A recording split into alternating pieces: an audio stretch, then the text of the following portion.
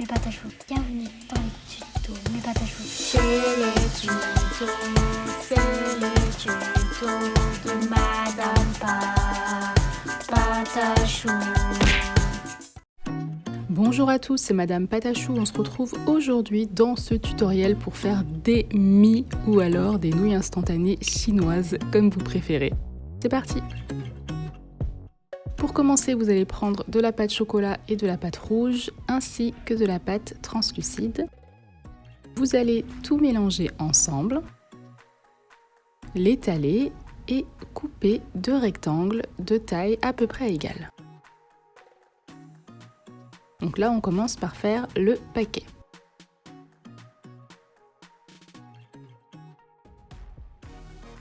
On va ensuite venir travailler cette pâte. Donc c'est assez délicat, il faut vraiment aller doucement. Donc on commence par coller les deux, un côté plutôt. En fait, il va falloir coller et texturer tout ça, mettre en forme sans que tout le paquet se colle entièrement. Ce qu'on veut, c'est garder un creux au milieu. Donc je viens faire les bords du paquet en les affinant, en les hachurant et j'essaie de faire ça de tous les côtés évidemment. Du moins tous les côtés qui se voient ensuite.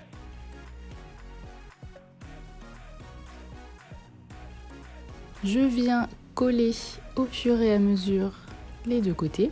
Si vous n'êtes vraiment pas à l'aise avec cette technique et que vous avez peur vraiment que ça colle, n'hésitez pas à mettre un petit peu de papier aluminium à l'intérieur que vous pourrez enlever ensuite après la cuisson.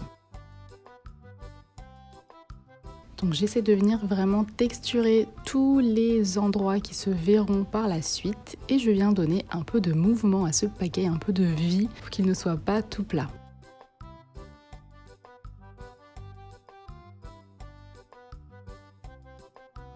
Ensuite, une fois que j'ai fait ça, je vais le mettre au four 10 minutes à 110 degrés et en attendant, je vais faire les nouilles instantanées qui sont évidemment crues. Je les ai faites comme ça tout simplement parce que moi, quand j'étais au collège, je me rappelle qu'avec des amis, on mangeait ça le midi des fois et que c'était cru. On mangeait ça comme des gâteaux apéritifs. Donc vous allez faire un carré, enfin plutôt un espèce de rectangle avec des boudins que vous allez venir coller dessus. Mais il va falloir les espacer.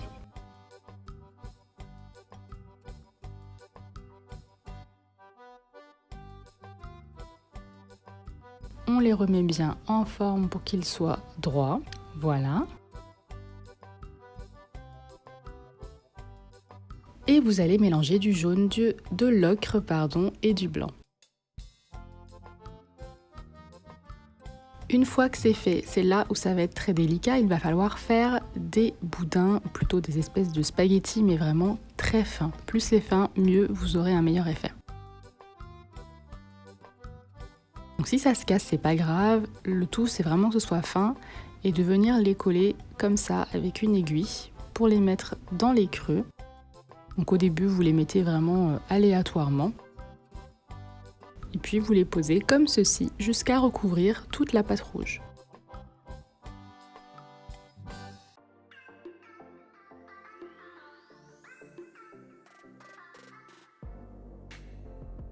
Donc des fois, on va essayer de faire un petit peu des formes comme ça, de manière à ce que les pâtes partent un petit peu vers le haut ou vers le bas.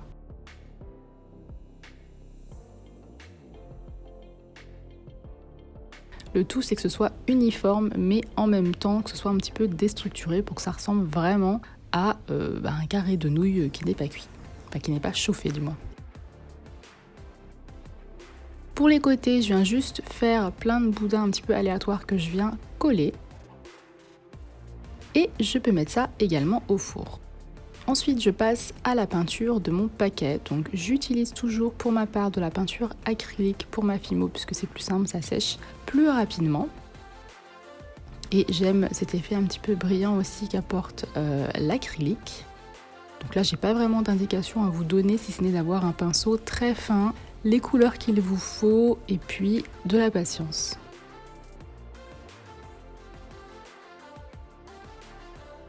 Donc vous pouvez aussi faire le paquet en papier si vous désirez et si vous n'êtes pas à l'aise pour le faire en Fimo.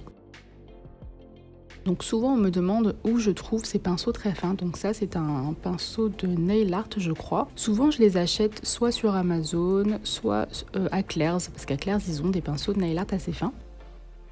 Des fois ils ont tendance à s'ébouriffer un petit peu, donc tout simplement si vous voulez affiner un pinceau, il y a une technique très très simple, c'est le ciseau.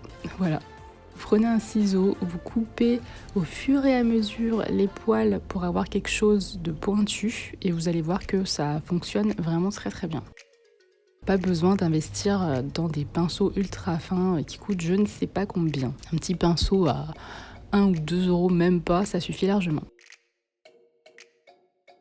Donc je papote, mais en attendant, je suis en train de peindre le bol qu'il y a sur mon paquet de mie. Donc j'ai pris cette marque Yum Yum parce que c'est celle que je préférais quand j'étais adolescente. Voilà, donc c'est celle qui me parle le plus et qui me fait un peu cette Madeleine de Proust.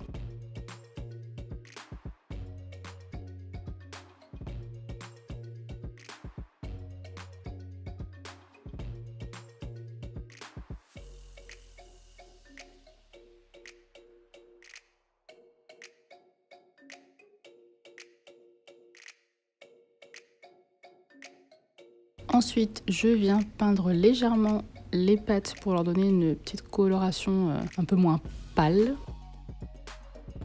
Donc j'ai utilisé de l'ocre et un petit peu de sienne naturelle.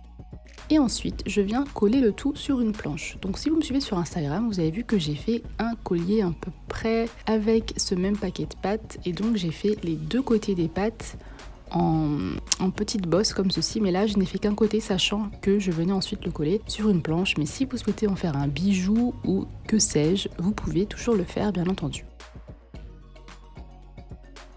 Donc voilà, j'ai verni seulement le paquet, j'ai tout collé et c'est terminé. J'espère que ce tutoriel vous a plu. On se dit à la prochaine pour une nouvelle vidéo. Bye!